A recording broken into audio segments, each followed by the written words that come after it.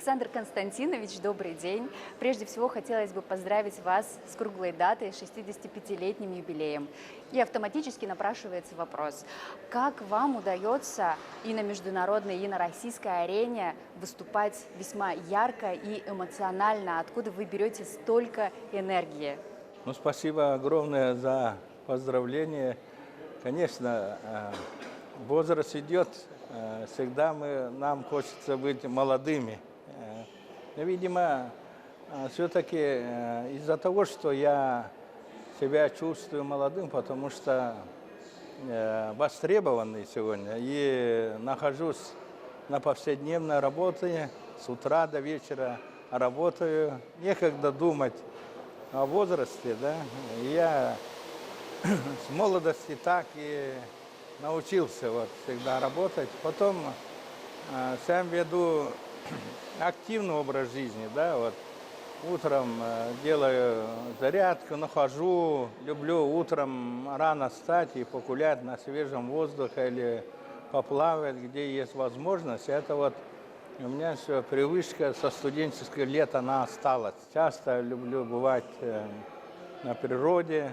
Считаю, что расслабляться даже некогда. Вот работы очень много, я потом всегда писать надо, готовиться надо. Я люблю свою работу, потому что так получилось и по жизни. Я сам экономист и окончил институт народного хозяйства, потом окончил аспирантуру общественных наук, защитил кандидатскую, докторской. И тема по жизни идет она у меня одна. Да, региональная экономика, проблемы социальные, трудовых отношений, проблемы Крайнего Севера, проблемы Арктики. У меня были учителя хорошие. И, конечно, я в этом плане счастливый человек, что я работаю по тем направлениям, по которым я готов. Работаю и готовился. Крайний север и Арктика требуют к себе пристального внимания. Как вы думаете, почему в последнее время многие страны взяли курс на Белый край? Были проблемы, когда Арктика не была нужна, как сегодня необходимо. Нужны были другие просторы, там арабские страны, там Европа, там, скажем. Но сегодня почему-то в мире, на планете интересы проблемам Арктики, Антарктики стали больше. С точки зрения изменения климата, да, и тех геополитических изменений. Количество населения на планете растет, и, конечно, сегодня не хватает даже ни питьевой воды, не хватает где-то кислорода даже не хватает, леса не хватает. А у нас в России его много, конечно. Ну и вот с этим и связано, вот даже Китай интересуется Япония. А мы-то живем на этой земле, где половина территории России – это уже вечная мерзлота, это Арктика, это снег, это тундра. И, конечно, мы знаем эту проблему. Так что это, во-первых, конечно, это с этим связано. Во-вторых, это связано с вопросами национальной безопасности, потому что Арктика, да, она это кратчайший путь достижения тех же вот этих ядерных боеголовок и так далее, которые расположены в Аляске или там Канаде. С этой точки зрения сегодня это граница, это вопросы национальной безопасности.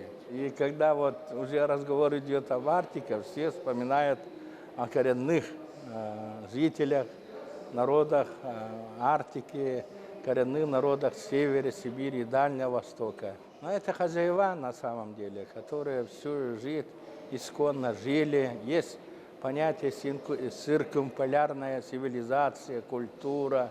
Вот. И наш народ Саха, они самые настоящие хозяева, остальные это гости.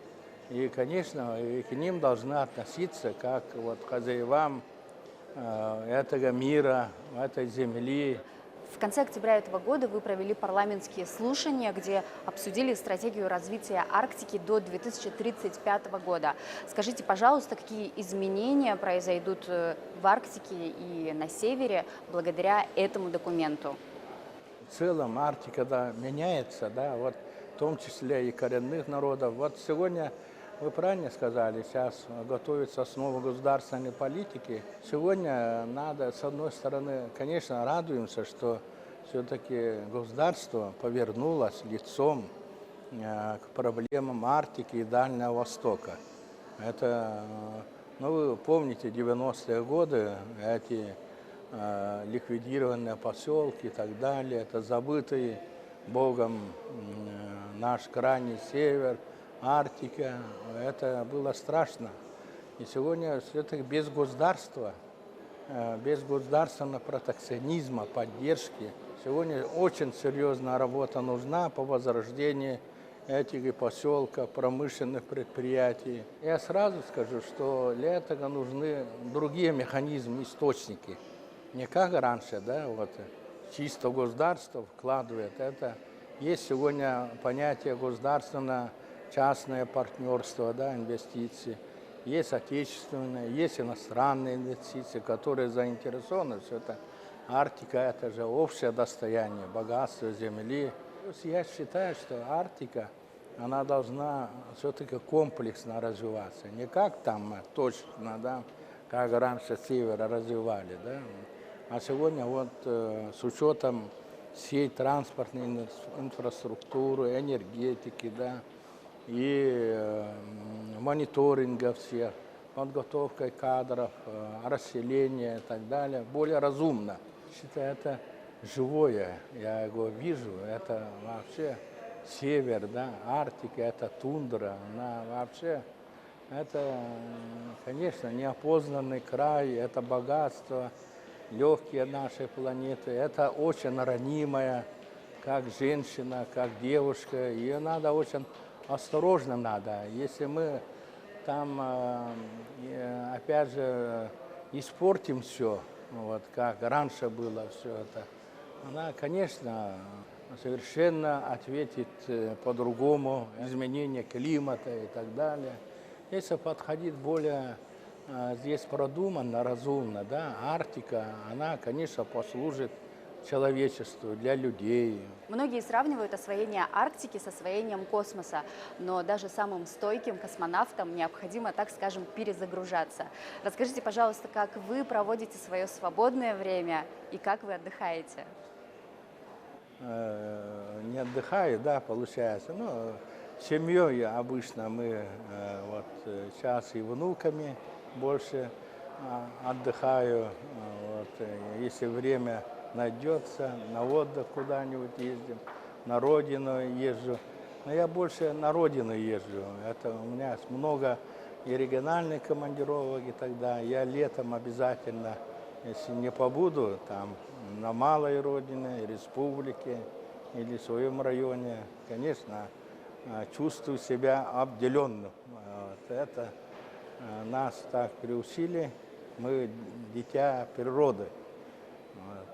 Сам не охотник, ничего, но люблю быть на природе, Сунтарский и другие районы. И в других регионах Российской Федерации много приходится быть. Знали ли вы, что, будучи пятилетним мальчишкой, выросшим и росшим в Сунтарском районе, в маленькой деревне, что спустя 60 лет вы будете отмечать свой день рождения в столице нашей страны, в городе Москве, работая на такой высокопоставленной должности? Да нет, я об этом откуда? Вообще те годы мы, там, пацаны, выросли в деревне, да, у нас завод хватало, там коров доили, сено косили, и нам некогда. Но основное тогда вообще времена были очень хорошие, и у нас родители всегда говорили: школа, производство, вуз. В этом ключе очень хорошо настраивали.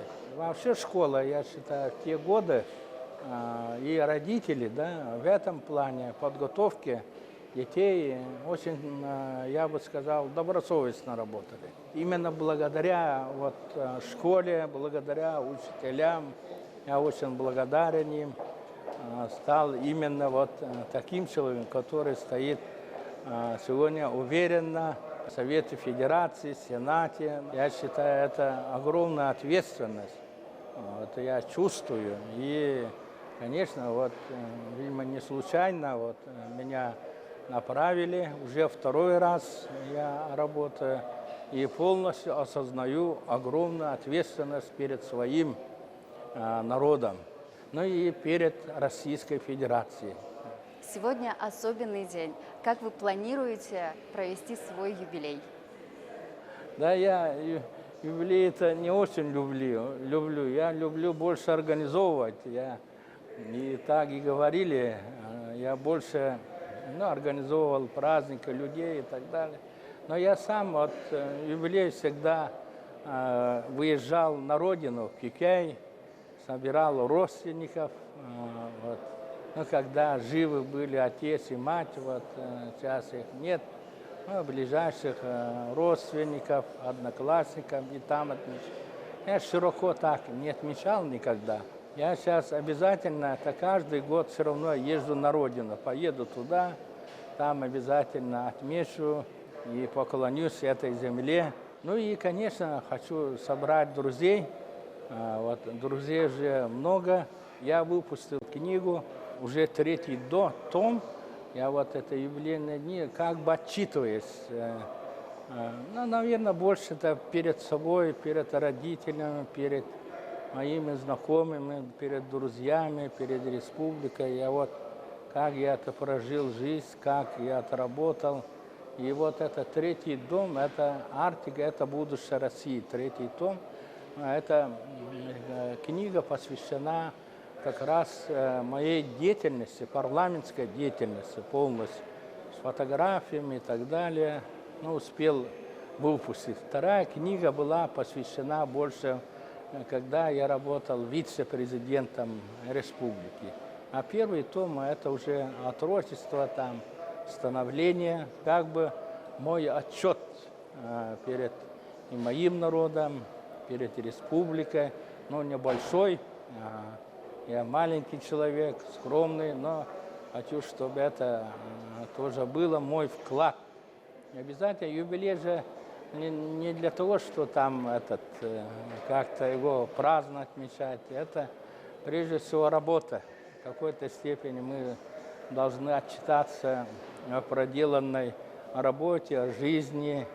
Александр Константинович, спасибо вам большое за интервью.